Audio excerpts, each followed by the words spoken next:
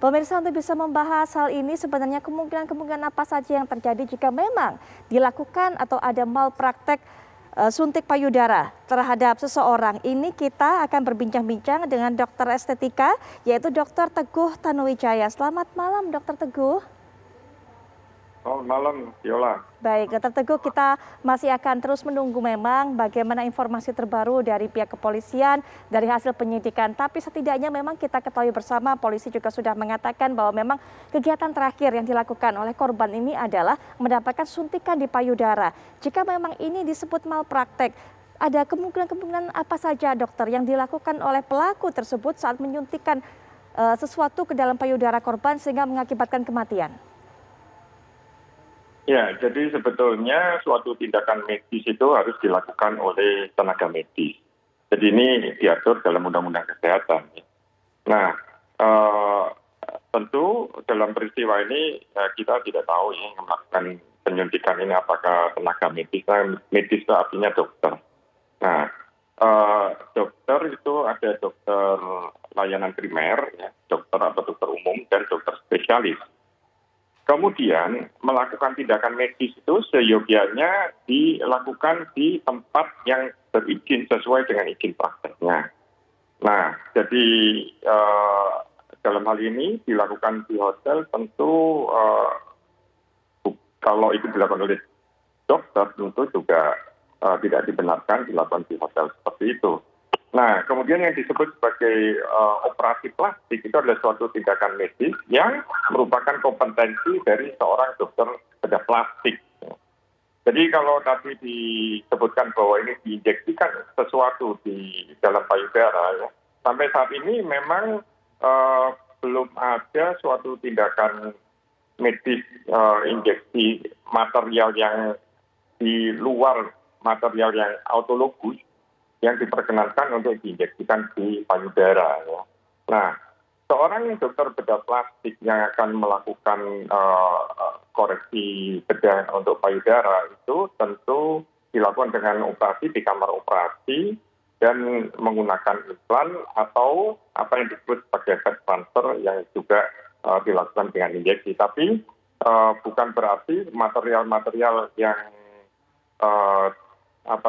digunakan belum mendapatkan approval, apalagi oleh Kementerian Kesehatan kalau itu merupakan suatu alat medis atau material injeksi yang lain yang berupa obat oleh Badan POM yang dapat digunakan untuk menginjeksi payudara.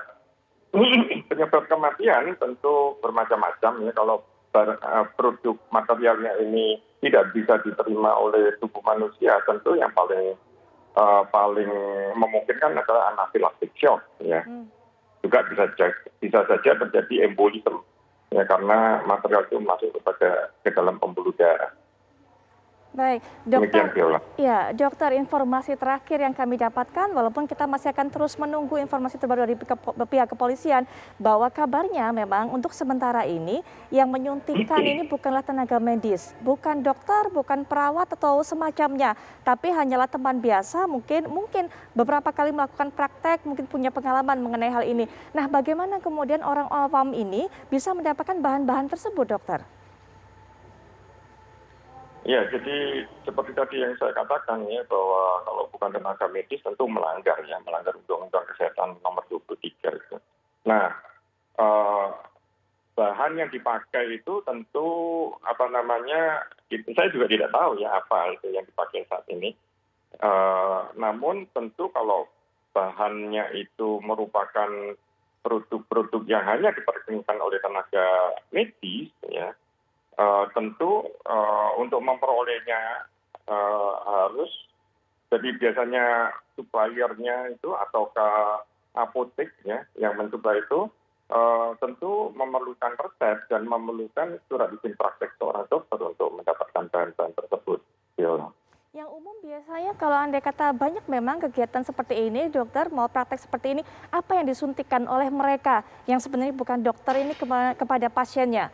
Yang memang mungkin tujuannya untuk memperbesar payudara. Karena memang saat ini juga beredar ramai sekali orang ini membuka praktek filler payudara, dokter. Apakah memang hal seperti itu diperkenankan?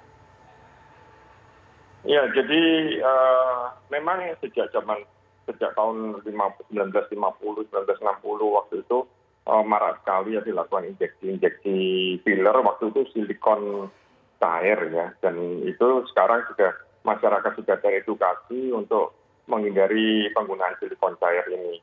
Nah, belakangan ini kemudian banyak juga diinjeksikan filler-filler ya untuk payudara seperti yang tadi Viola katakan. Tentu ini sama sekali belum mendapatkan approval ya. Jadi seorang tenaga medis dalam melakukan suatu tindakan medis tentu harus menggunakan apa yang disebut sebagai evidence-based medicine ya. Nah, salah satu unsur dari evidence-based medicine itu adalah berbasis pada riset.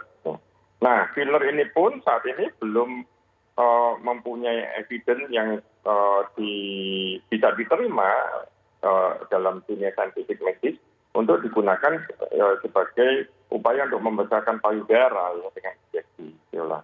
Baik, Dr. Teguh, ini juga dari hasil CAT yang ditemukan oleh pihak kepolisian bahwa kabarnya korban ini memberikan 3,5 juta rupiah kepada pelaku sebagai biaya untuk menginjeksikan atau menyuntikkan sesuatu ke dalam payudaranya tersebut. Mungkin murahnya biaya ini juga yang membuatnya tergiur untuk bisa melakukan hal ini atau menerima jasa ini.